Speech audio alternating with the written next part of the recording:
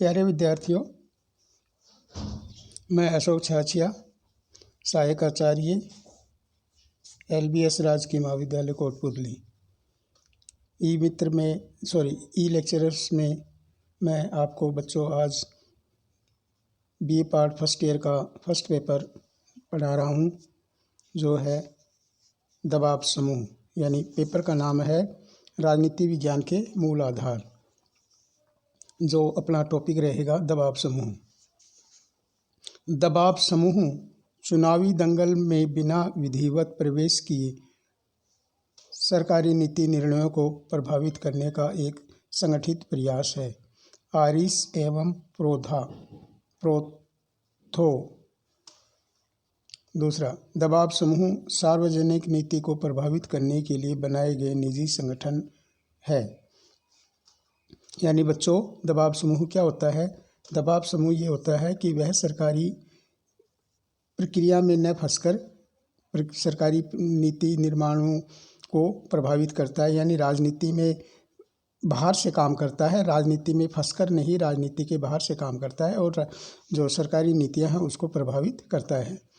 अर्थात हम यूँ कह सकते हैं, प्रोफेसर VO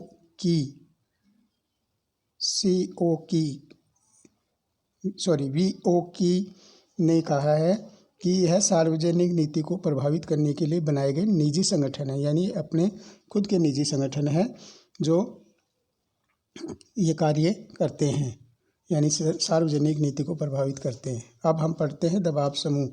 यानी आधुनिक लोकतांत्रिक राज्यों में दबाव समूह का अस्तित्व दिखाई पड़ता है, अर्थात बहुत ही महत्वपूर्ण स्थान है। उनके विकास एवं अस्तित्व का मूल कारण है कि राजनीतिक दल समाज के विभिन्न गैर राजनीतिक वर्गों के हितों एवं स्वार्थों को प्रतिनिधित्व नहीं कर पाते हैं। अतः समाज के विभिन्न आर्थिक, सामाजिक, धार्मिक अथवा सांस्कृतिक वर्ग अपने हितों की प्राप्ति एवं रक्षा के लिए अपना समूह बना लेते हैं। इन समूहों की रचना किसी वर्ग अथवा वर्ग द्वारा अपने हित की प्राप्ति एवं रक्षा के लिए की जाती है। अतः ऐसे समूह को हित समूह कहा जाता है।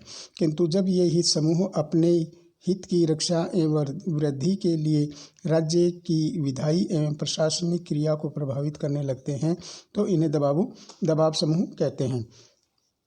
अर्थात बच्चों, क्या होता है कि समाज की बहुत सारी मांगे होती हैं, समाज से बहुत सारी मांगे निकल कर आती रहती हैं और राजनीतिक दल जो है राजनीति में सक्रिय रूप से भाग लेते हैं। वह इन सभी वर्गों की जो समस्याएं हैं या इनके जो हित है उनका पूरी तरह से पोषण नहीं कर पाते हैं।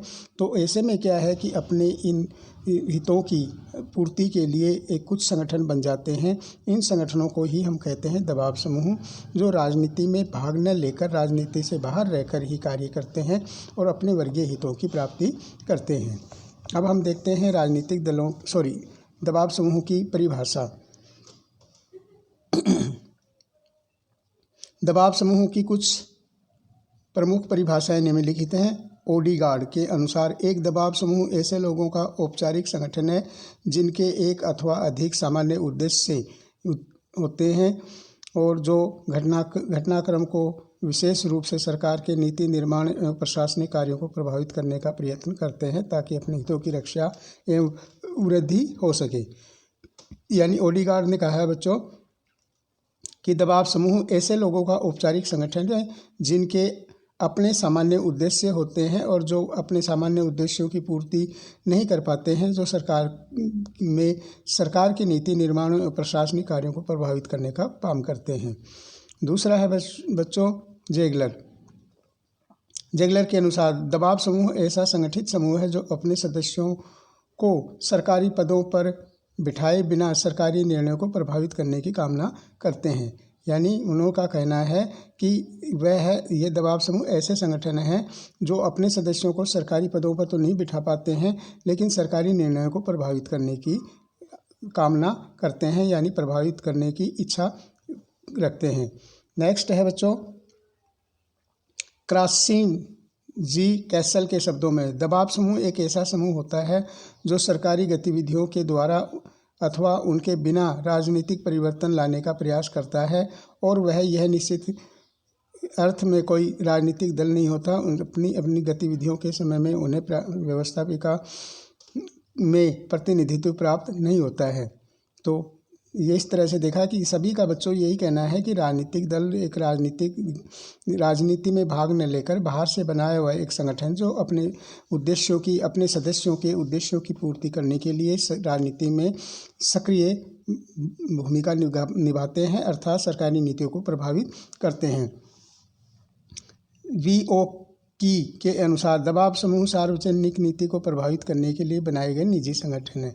यानी उनका कहना भी यही है कि जो दबाव समूह यानी सार्वजनिक नीति, जो सरकार की जो नीति होती है, इसको प्रभावित करने के लिए जो संगठन बनाए गए हैं निजी संगठन, वे दबाव समूह आते हैं। आरिस एवं प्रोंथा के शब्दों में दबाव समूह चुनावी दंगल में बिना विधिवत प्रवेश किए सरकारी नीति निर्णयों को प्रभावित करने का एक संगठित प्रयास होता है।